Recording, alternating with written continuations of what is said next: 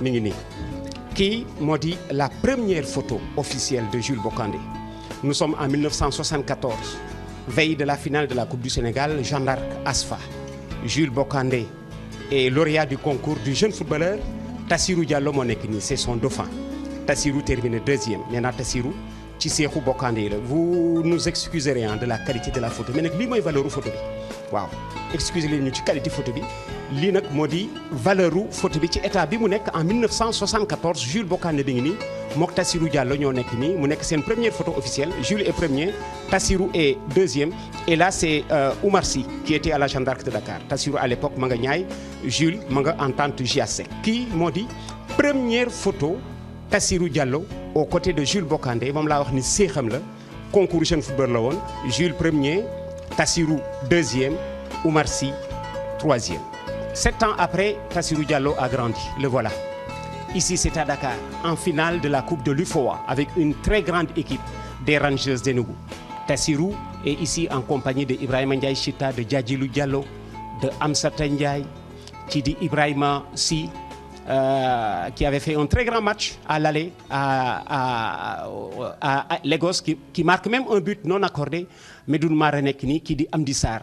ah Yaraxmula Amdi Sarr parce que tey jii mi ngi ci këru dëgg kii di Cheikh Ndiaye Abdou Sarr moo nekk nii l'autre gardien Diakhou Gaye Abdou Ndiaye Moustapha Ciss Blake kii di Cheikh Tidiane Fall moom it ndeysaan mi ngi sàngoo de suuf il a fait la police et le Jaraaf gaañu na xaw na yàgg tuuti kii di Ibou Faye et là Alassane Camara Boroko. Nous sommes en 1981 à la finale de la Coupe de l'UFOA 0-0.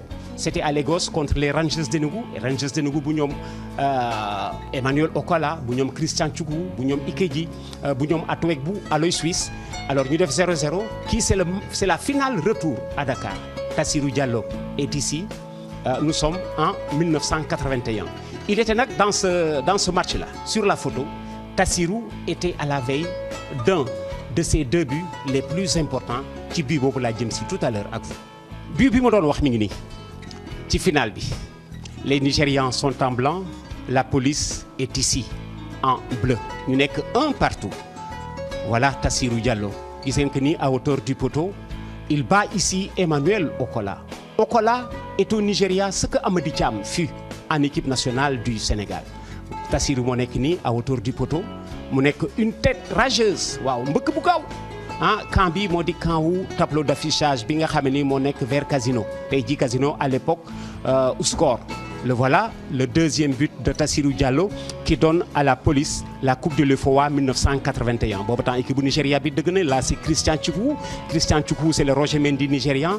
Patrick Ikeji mu ngi ci woon gis ngeen stade bi keroog ni mu fessé parce que boobu temps la police c'est vrai servait de base à l'équipe nationale ñoom Tassirou ñoom Chita ñoom Ibou Faye ñoom Blake wax dëgg yàlla c'était une grande base pour l'équipe nationale du Sénégal. Sénégalais yi keroog ñëw gunge si police keroog gisuñu ni équipe de club la mais dañ ko taxawu équipe nationale mu nekkoon nag lu motivé trop Tassirou Diallo la police et le président Abdou Diouf qui avait présidé à cette finale de Coupe UFOA. Le voilà Tassirou, un de ses deux buts les plus importants. Lii xam ngeen ku ko def li tax ma leen tout à l'heure police servait de base à l'équipe nationale léegi nag damay ànd ak yéen ak Tassirou Diallo en équipe nationale de football la même année 1981. Ici nous sommes en équipe nationale du Sénégal 1981 contre le Maroc à Dakar. Qualification à la Coupe d'Afrique des Nations 1982 à Tripoli.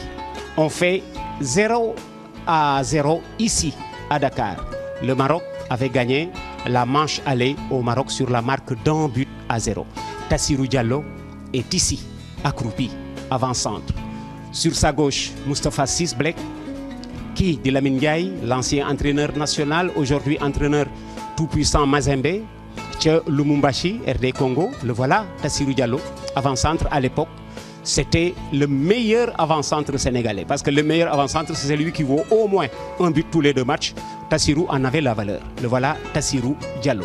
Sur sa gauche, Ibrahima Ndiaye Chita. Et là, Diakhou Gaye. Gis nga li ma leen wax ni leen à l'époque, la police servait de base à l'équipe nationale. Vous avez déjà 3 policiers accroupis.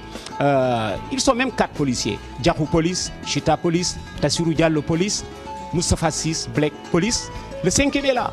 Mansour Wade gis nga il y a 5 policiers déjà Mansour Wade génn àddina yàggul Roger Mendy est à ses côtés Baye Momar Diaw moo nekk nii Asfa qui a terminé sa carrière au Jaraaf ici c'est monsieur l'entraîneur du moment Joseph Marie Koto entraîneur national le voilà dans cette équipe du Sénégal de 1981 à la veille du match contre le Maroc match qualificatif à la CAN 82 à Tripoli et là c'est Abdoulaye Ba l'ancien capitaine du Jaraaf Valera qui a débuté je le rappelle au Dial Diop et qui a fini sa carrière à l'US Gorée et ça c'est Abdou Ndiaye voyez autres policiers il y a 7 policiers ou 6 dans ce groupe c'était vraiment l'année de la police les années 80 81 tellement juste que la police avait aligné 81 82 83 finale de Coupe du Sénégal contre le Jaraaf de Dakar alors kon bokk suñu invité tey baa ngi nii yéen a ngi koy romb guddi ak bëccëg foogeewu leen ka carrière bi Tassirou Diallo yéen a ngi koy romb guddi ak bëccëg waaw par sa simplicité par sa sobriété il a fait ça la preuve il a eu le temps d'entraîner au Sénégal et au Maroc